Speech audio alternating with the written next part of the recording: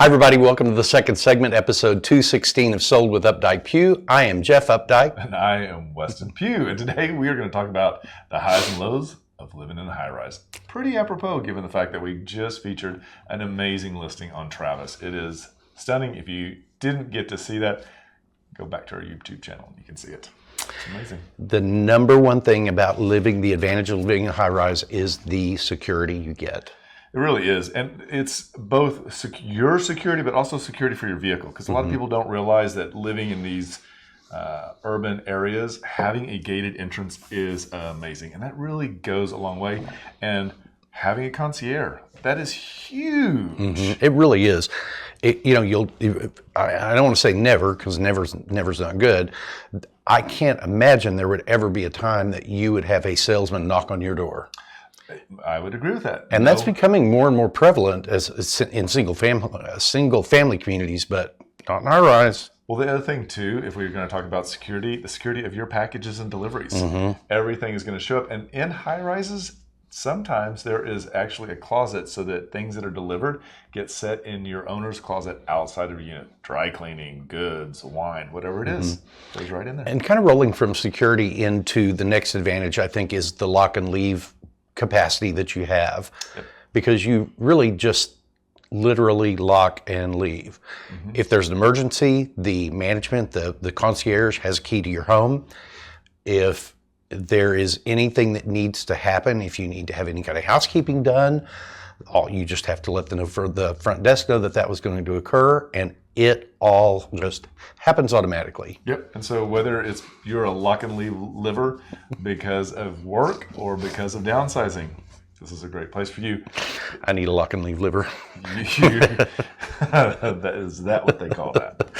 It's also, these are typically in very walkable areas, and given the fact that Travis is one of the most walkable areas, walkable means that you don't need your car to be able to get to the restaurant, get to shopping and entertaining. And this is one of those areas that has it amazingly. I wish I'd looked up the walkability score on that house we just talked about, because it would have been like 172. It's only 93, and I don't get that. Really? I think wow. It's an old number. It's ridiculous. I think it needs to be higher. One of the other things that you get in many high-rises out there is the amenity list. And most of the time, there are no additional charges that come on. There are, it's like all of the really cool things.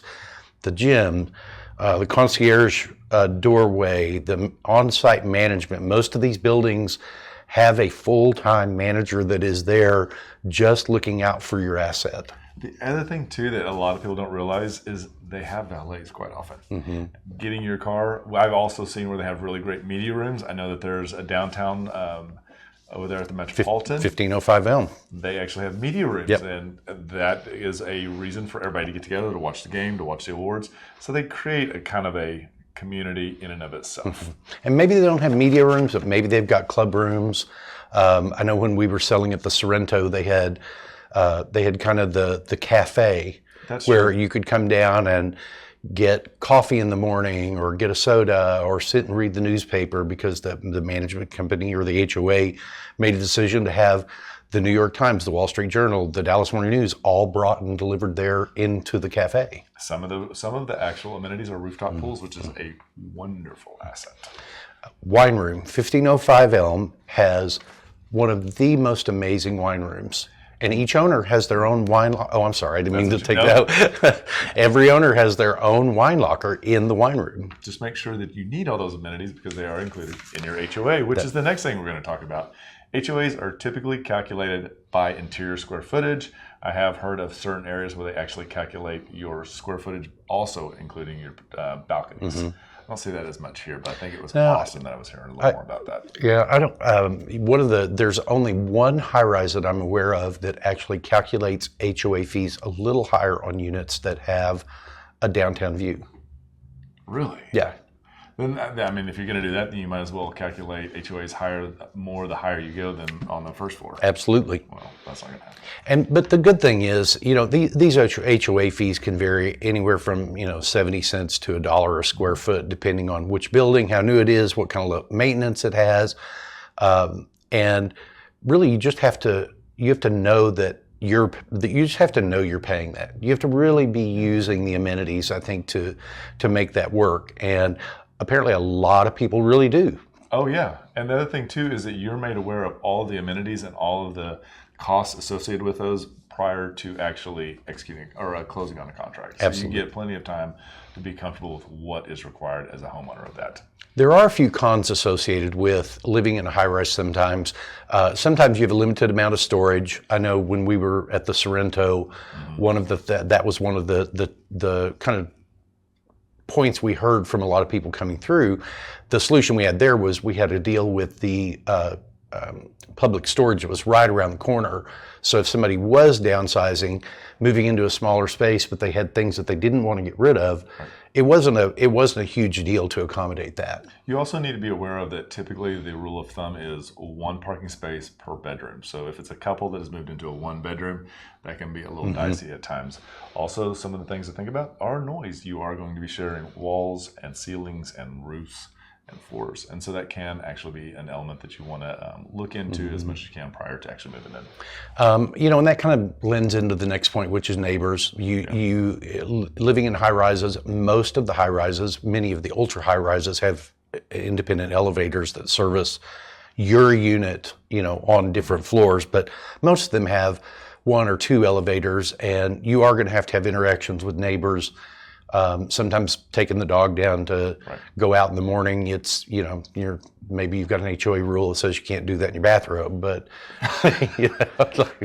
Well, that's that. The last thing we just want to say is that typically on renovations, this is something that the HOA is going to be made aware of. Typically, you have to schedule that with them, whether it's an elevator or whether it's noise that you're going to be creating. There's also a lot more involvement as far as like vetting your person that is coming in, so that the electrician will need to provide insurance and will need to have enough insurance. But the great thing is that they also always have a list of vendors that they have vetted for you. But the pros far outweigh the cons Absolutely. for living in high rises. I think that you can, if you are a high rise person or you just want to experience looking at high rise, please give us a call. We would be happy to make that help. Hopefully you found this interesting. If there's any other topics that you want us to cover, just put them in the comments below or reach out to us. We would be happy to make that happen. And just remember, we want to be realtors for life. When you're ready to talk real estate, you can reach us online, by phone, or by text at 214-377-2223. And remember, we want to be realtors for life. When you're ready to talk real estate, you can reach us online, by phone, or by text at 214-377-2223. And remember, we want to be realtors for life.